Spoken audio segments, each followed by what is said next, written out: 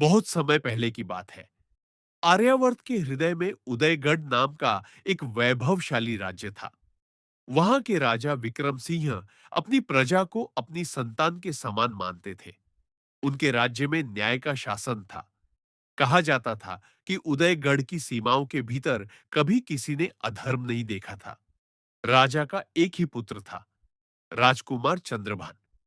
चंद्रभान जैसा नाम था, वैसा ही उसका व्यक्तित्व था। चंद्रमा जैसी शीतलता और सूर्य जैसा तेज। वह शस्त्र विद्या में निपुण था और शास्त्रों का झाता भी। परंतु राजा और रानी के अत्यधिक लाड़ प्यार ने उसके स्वभाव में एक ऐसी जिद्द भर दी थी जो कभी-कभी हट की सीमा पार कर जाती थी। वह जिस वस्तु पर हाथ रख देता, उसे पाकर ही दम लेता था। एक ग्रीष्म ऋतु की दोपहर राजकुमार अपने दल बल के साथ घने जंगलों में शिकार खेलने गया। शिकार का पीछा करते हुए वह अपने साथियों से बहुत आगे निकल गया। सूर्य सिर पर था और प्यास से राजकुमार का गला सूख रहा था। भटकते भटकते वह राज्य के एक सुदूर छोर पर पहुंचा, जहां जुलाहों और धोबियों की एक छोटी सी बस्ती थी। चारों ओर सफेद वस्त्र सूख रहे थे और घाट पर पानी की कल कल सुनाई दे रही थी। अचानक उसकी दृष्टि एक साधारण से मिट्टी के घर की छत पर पड़ी। वहां एक कन्या खड़ी अपने गीले बालों को सुखा रही थी। उस कन्या का सौंदर्य ऐसा था जैसे अमावस्या की काली रात में पूर्णमासी का चांद निकल आया हो। उसके लंबे काले बाल उसकी कमर तक लहरा रहे थे और उसकी आंखों में एक अजीब सी गहराई थी। राजकुमार उसे देखता ही रह गया। उसे लगा जैसे समय ठहर गया है। कन्या की नजर जैसे ही राजकुमार पर पड़ी, उसने तुरंत अपने चेहरे को दुपट्टे से ढका और भीतर चली गई। राजकुमार मंत्रमुग्ध सा वहीं खड़ा रहा, जब तक कि उसके सैनिक उसे खोजते हुए वहां नहीं पहुंच गए। उस दिन से राजकुमार का चयन खो गया। महल लौटकर राजकुमार ने भोजन का त्याग कर दिया। उसने अपने गुप्तचरों को भेजकर पता लगाया कि वह कन्या कौन थी। समाचार मिला कि वह बस्ती के एक अत्यंत निर्धन धोबी की पुत्री है। राजकुमार ने राजा के सामने अपनी इच्छा रख दी। पिताजी, यदि मैं विवाह करूंगा तो केवल उसी कन्या से, अन्यथा मैं आजीवन अविवाहित रहकर अपनी देह का त्याग कर दूंगा। महाराज विक्रम सिंह व्याकुल हो उठे। एक राजा होने के नाते वह किसी निर्धन कन्या को अपनी बहू बनाने के विरुद्ध नहीं थे, परंतु उन्हें चिंता थी कि एक राजकुमार और एक साधारण धोबी की पुत्री का तालमेल कैसे बैठेगा। उन्होंने अपने सबसे चतुर मंत्री और ग्राम के मुखिया को बुलाया। मुखिया ने अपनी सफेद दाढ़ी सहलाते हुए कहा, महाराज, जवानी की जिद अग्नि की तरह होती है। उसे दबाने से वह और भड़कती है। राजकुमार को उसकी मनमानी करने दीजिए। हो सकता है 2 दिन उस साधारण जीवन को देखकर उनका मन बदल जाए। आप उन्हें अनुमति दे दें। राजा ने भारी मन से धोबी और उसकी पत्नी को दरबार में बुलाया। वे बेचारे गरीब लोग राजा का बुलावा सुनकर थर थर कांपने लगे। उन्हें लगा कि उनसे कोई भारी अपराध हो गया है। जब राजकुमार ने उनके सामने अपनी पुत्री का हाथ मांगा, तो उनके पैरों तले जमीन खिसक गई।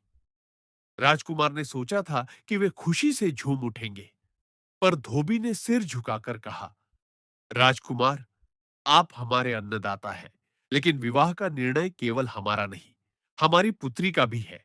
हम उससे पूछकर ही कुछ कह पाएंगे। राजकुमार का अहंकार आहत हुआ, पर प्रेम के वशीभूत होकर उसने एक दिन की मोहलत दे दी। अगले दिन धोबी महल आया।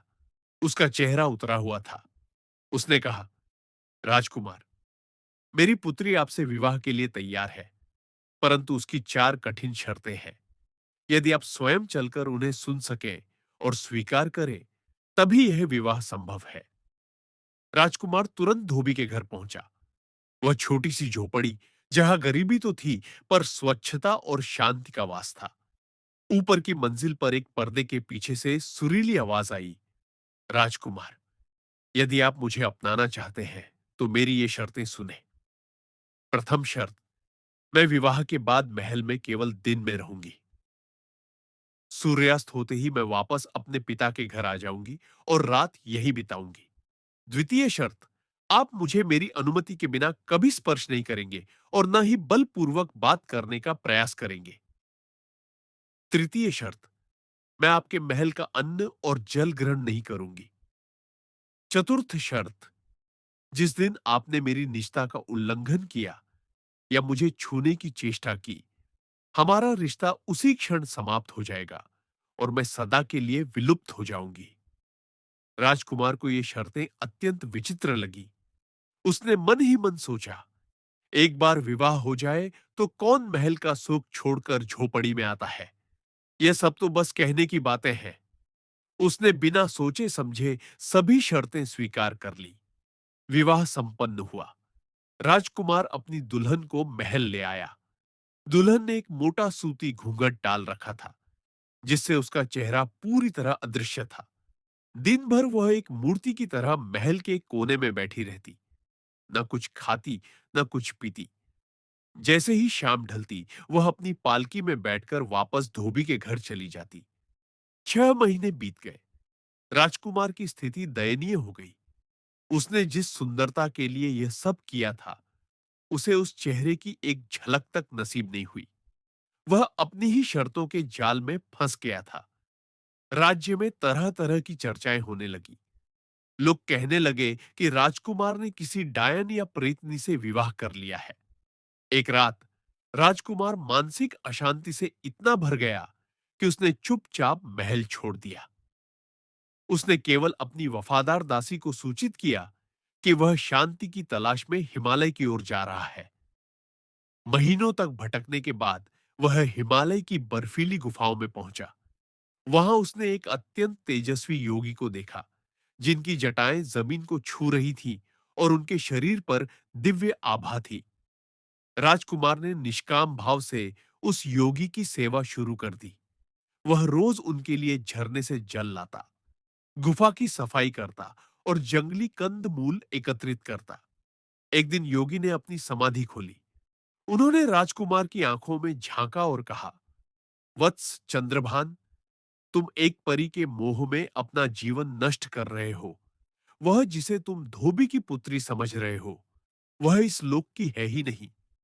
राजकुमार योगी के चरणों में गिर पड़ा।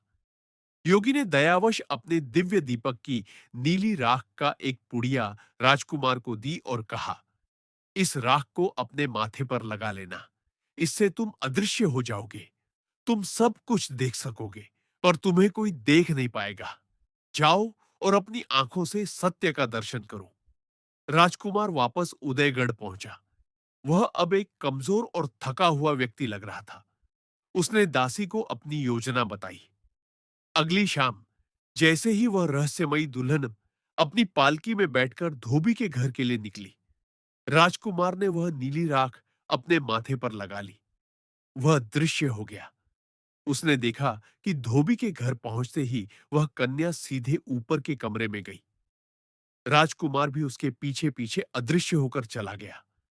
वहां का दृश्य देखकर राजकुमार की आंखें फटी की फटी रह गई। वह कमरा जो बाहर से मिट्टी का था, भीतर से इंद्रलोक की तरह चमक रहा था। चारों ओर सोने और हीरो के नक्काशीदार फर्नीचर थे। कन्या ने अपना साधारण घूंघट हटाया। उसके पीछे से जो रूप निकला वह अलौकिक था। उसकी पीठ पर दो सुनहरे पंख निकल आए। तभी आकाश से एक दिव्य सिंहासन उड़न खटोला नीचे उतरा। वह कन्या उस पर विराजमान हो गई। राजकुमार ने फुर्ती दिखाई और चुपके से उस सिंहासन के एक कोने को पकड़कर लटक गया। सिंहासन बादलों को चीरता हुआ इंद्रलोक पहुंचा। वहां राजा इंद्र का भव्य दरबार सजा था। अप्सराएं नाच रही थीं और गंधर्व संगीत गा रहे थे। राजकुमार ने देखा कि उसकी पत्नी वहां की मुख्य नर्तकी थी। जैसे ही उसका नृत्य प्रारंभ हुआ, पूरा स्वर्ग मुग्ध हो गया। नृत्य के अंत में राजा इंद्र ने प्रसन्न होकर उसे एक दिव्य पारिजात पुष्प और एक रत्नों का हार उपहार में दिया। राजकुमारी ने वे उपहार लिए और वापस धरती की ओर प्रस्थान किया। राजकुमार भी अदृश्य रहकर उसके साथ वापस लौट आया। अगले दिन महल में राजकुमार ने एक योजना बनाई। जब दुल्हन अपने निश्चित स्थान पर बैठी थी, राजकुमार ने दासी को पास बुलाया और जोर-जोर से अपने स्वप्न के बारे में बताने लगा। राजकुमार बोला, दासी, आज मैंने एक अद्भुत स्वप्न देखा। मैंने देखा कि मेरी पत्नी वास्तव में एक अप्सरा है। वह रात को इंद्रलोक जाती है। मैंने देखा कि उसने वहां राजा इंद्र के सामने अद्भुत नृत्य किया। पर्दे के पीछे बैठी दुल्हन के शरीर में एक सिहरन दौड़ गई, पर वह चुप रही। राजकुमार आगे बोला, स्वप्न में मैंने देखा कि राजा इंद्र ने उसे एक पारिजात का फूल दिया, जो केवल स्वर्ग में मिलता है। पर देखो, नियति का खेल। जब मैं सोकर उठा, तो वह फूल मेरी तकिया के नीचे पड़ा था। इतना कहकर राजकुमार ने वह दिव्य पुष्प बाहर निकाला, जिसे उसने कल रात चुपके से चुरा लिया था। पुष्प की सुगंध से पूरा महल महक उठा। दुल्हन का हृदय जोर जोर से धड़कने लगा। राजकुमार ने फिर कहा, और तो और, राजा इंद्र ने उसे मोतियों का एक हार भी दिया था, जो इस समय मेरी जेब में है। राजकुमार ने जैसे ही वह हार दिखाया, दुल्हन अब स्वयं को रोक न सकी। उसने अपना घूंघट हटा दिया और राजकुमार के सामने आकर खड़ी हो गई। उसकी आंखों में आंसू थे। उसने कहा, राजकुमार, आपने मेरा सत्य जान लिया है। अब मेरा यहां रुकना असंभव है। मेरी कहानी सुनिए। भाग 7। अप्सरा का शाप और मुक्ति। उसने बताया, मेरा नाम चंद्रलेखा है। मैं इंद्रलोक की मुख्य अप्सरा थी। एक बार आर्षी दुर्वासा इंद्र के दरबार में आए थे। मैं अपने नृत्य के गर्व में इतनी चूर थी कि मैंने उन्हें प्रणाम नहीं किया। उन्होंने मुझे शाप दिया कि मुझे 1 वर्ष तक मृत्युलोक, धरती पर एक साधारण मानुषी बनकर रहना होगा। शाप की शर्त थी कि यदि कोई पुरुष मुझे छू ले या मेरी पहचान जान ले, तो मुझे स्वर्ग से सदा के लिए निष्कासित कर दिया जाएगा, जब तक कि वह पुरुष स्वयं मेरे लिए अग्नि परीक्षा न दे। उसने आगे कहा, आज मेरी पहचान उजागर हो गई है। अब मुझे ना स्वर्ग में स्थान मिलेगा और ना मैं धरती पर रह पाऊंगी। अब मेरा अंत निश्चित है। राजकुमार को अपनी भूल का पश्चाताप हुआ। उसने कहा, प्रिय, यदि प्रेम सत्य है, तो मार्ग अवश्य निकलेगा। बताओ, मुझे क्या करना होगा?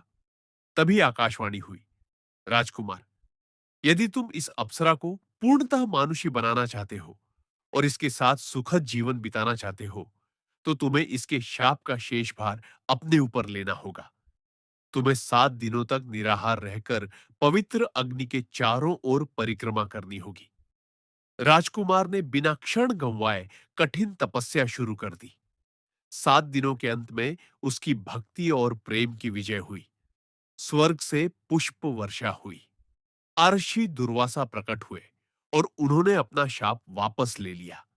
उन्होंने चंद्रलेखा को सदैव के लिए एक मानुष्य के रूप में राजकुमार के साथ रहने का आशीर्वाद दिया। महाराज विक्रम सिंह और रानी की प्रसन्नता का ठिकाना न रहा जब उन्हें पता चला कि उनकी बहू कोई साधारण लड़की नहीं, बल्कि दिव्य गुणों से संपन्न है। पूरे राज्य में 7 दिनों तक उत्सव मनाया गया। राजकुमार चंद्रभान की जिद अब धैर्य में बदल चुकी थी। उसने सीखा कि प्रेम केवल पाने का नाम नहीं, बल्कि समर्पण और त्याग का नाम है।